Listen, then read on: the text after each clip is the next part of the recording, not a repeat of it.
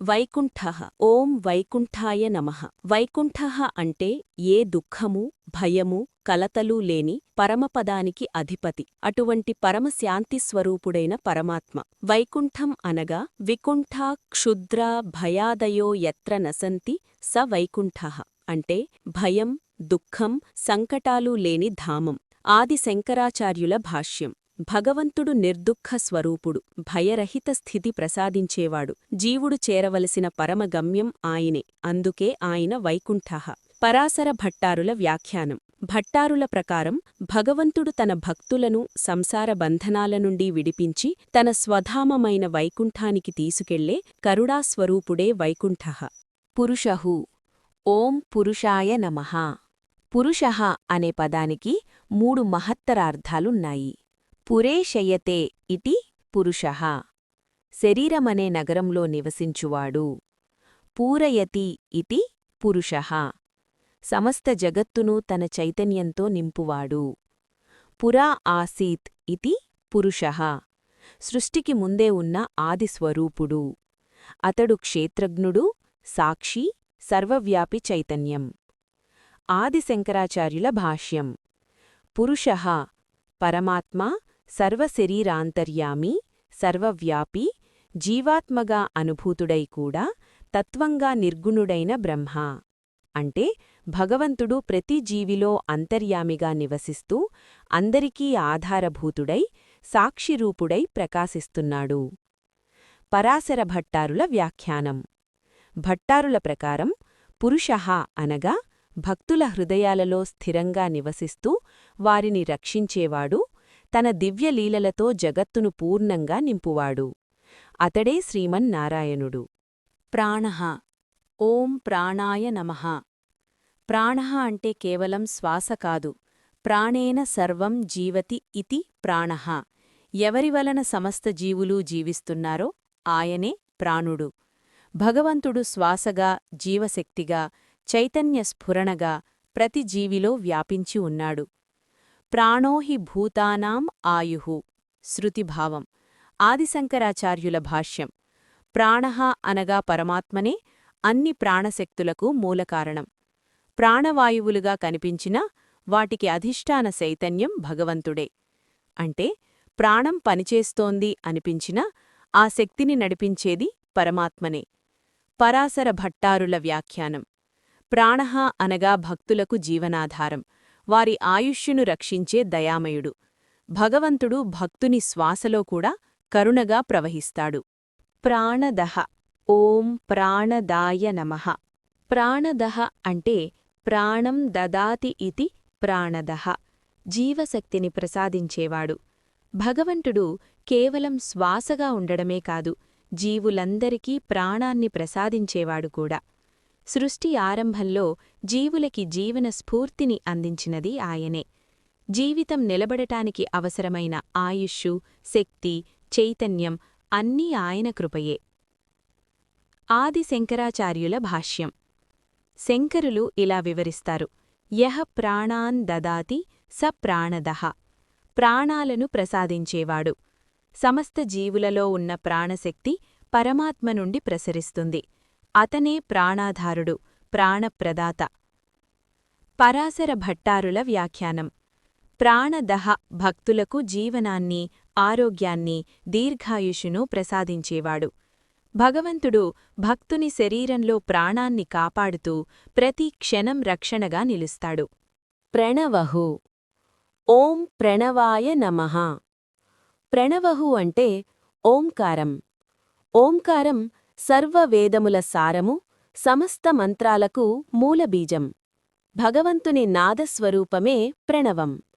జగత్తు మొత్తం ఈ దివ్యనాదం నుండే ఉద్భవించి అదే నాదంలో లయమవుతుంది. అందుకే భగవంతుడే ప్రణవస్వరూపుడు. ఆది శంకరాచార్యుల భాష్యం. ప్రణవం బ్రహ్మస్వరూపము. ఓంకారం సగుణ నిర్గుణ బ్రహ్మ రెండింటికీ సూచిక. జాగ్రత్, స్వప్న, సుషుప్తి స్థితులకు అతీతమైన తురీయ స్థితి కూడా ప్రణవంలో ప్రతిబింబిస్తుంది. కాబట్టి భగవంతుడు ప్రణవహు అని పిలువబడతాడు.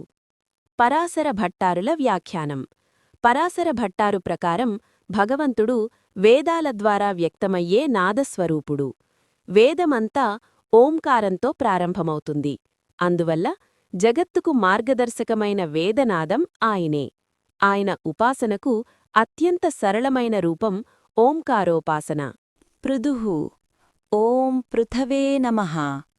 పృథుః అంటే విశాలమైనవాడు, విస్తారమైనవాడు, సర్వవ్యాపీ.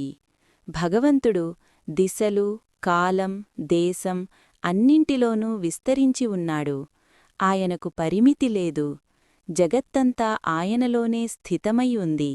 అందువల్ల ఆయనే పృథుః. ఆదిశంకరాచార్యుల భాష్యం.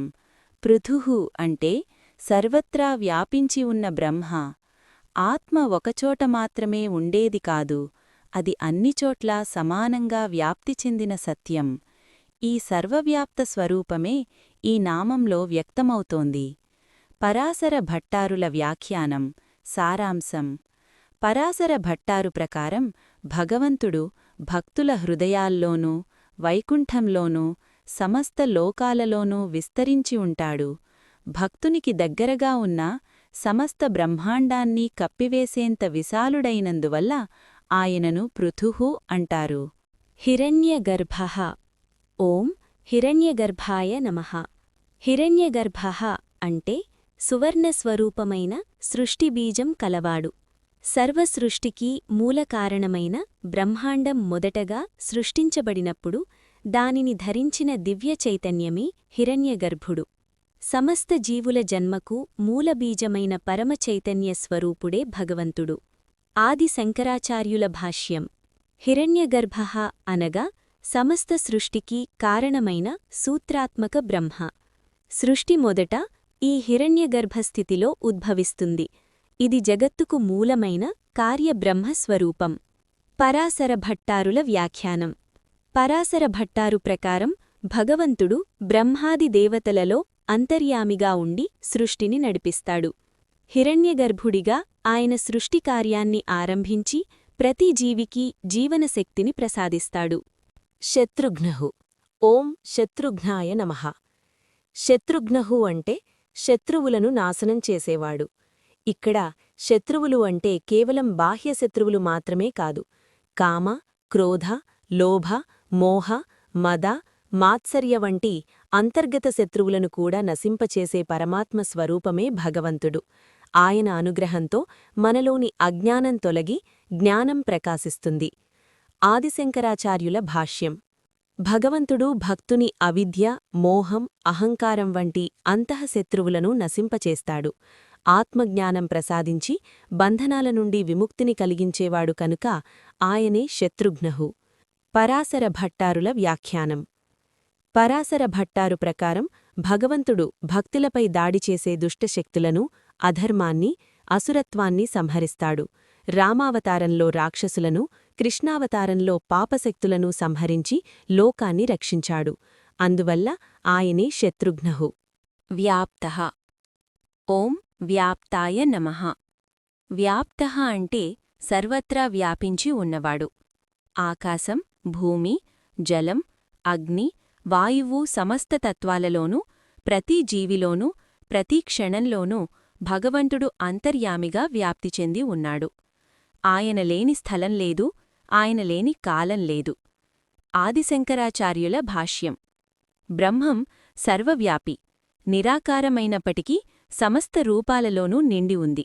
ఆత్మ ఒక పరిమిత స్థలంలో ఉండదు, అది అన్నిచోట్లా సమానంగా వ్యాపించి ఉంటుంది. ఈ సత్యాన్ని వ్యాప్తః నామం ప్రకటిస్తుంది. పరాశర భట్టారుల వ్యాఖ్యానం. పరాశర భట్టారు ప్రకారం భగవంతుడు తన విభూతుల ద్వారా లోకమంతా నిండుగా వ్యాపించి ఉన్నాడు. అయినప్పటికీ ఆయన తన పరమపదమైన వైకుంఠంలో సాక్షాత్తుగా నివసిస్తూ భక్తులకు సన్నిహితుడిగా ఉంటాడు. ఈ సర్వవ్యాప్త స్వరూపమే వ్యాప్తః. వాయుః. ఓం వాయవే నమః. వాయువు అంటే జీవనశక్తి, ప్రాణస్వరూపుడు. శ్వాసలో ప్రవేశించే ప్రాణం, సమస్త జీవులను నడిపించే శక్తి వాయుస్వరూపమే. కనిపించకపోయినా అన్నింటినీ కదిలించేది వాయువు.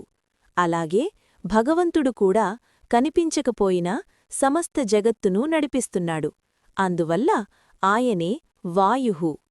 ఆది శంకరాచార్యుల భాష్యం. ప్రాణం లేకుండా జీవనం లేదు. ఆ ప్రాణానికి ఆధారం భగవంతుడే. అంతర్యామిగా ఉండి ప్రతి శరీరంలో ప్రాణ సంచారాన్ని నడిపిస్తున్నాడు. ఈ సత్యమే వాయుః నామం ద్వారా తెలియజేయబడుతోంది. పరాశర భట్టారుల వ్యాఖ్యానం. భగవంతుడు హనుమంతుడు వాయుదేవుడిగా అవతరించి లోకరక్షణ చేశాడు. ప్రాణశక్తి స్వరూపుడిగా ప్రతి జీవిని సంరక్షిస్తున్నాడు. అందుకే భగవంతుడే వాయుః అని ఈ నామం చెబుతోంది. అధోక్షజః. ఓం అధోక్షజాయ నమః. అధోక్షజః అంటే ఇంద్రియాలకు అందనివాడు, మనస్సుకు అతీతమైనవాడు. మన కళ్లతో చూడలేం, చెవులతో వినలేం, బుద్ధితో పూర్తిగా గ్రహించలేం. అయినా ఆయన సమస్తానికి ఆధారంగా ఉన్నాడు. ఈ ఇంద్రియ, మనస్సు, బుద్ధి అన్నిటికీ అతీతమైన పరబ్రహ్మస్వరూపమే భగవంతుడు. అందువల్ల ఆయనే అధోక్షజః. ఆది శంకరాచార్యుల భాష్యం. అధః క్షజతి ఇంద్రియజ్ఞానం. ఇంద్రియజ్ఞానాన్ని త్రోసిపుచ్చే, దాని పరిధికి అతీతమైన సత్యం భగవంతుడు. ఆయనను కేవలం ఇంద్రియాల ద్వారా తెలుసుకోవడం సాధ్యం కాదు. జ్ఞానం, ఉపాసనా ద్వారా మాత్రమే అనుభూతి చెందగలం. ఈ భావమే అధోక్షజః నామంలో ఉంది. పరాశర భట్టారుల వ్యాఖ్యానం.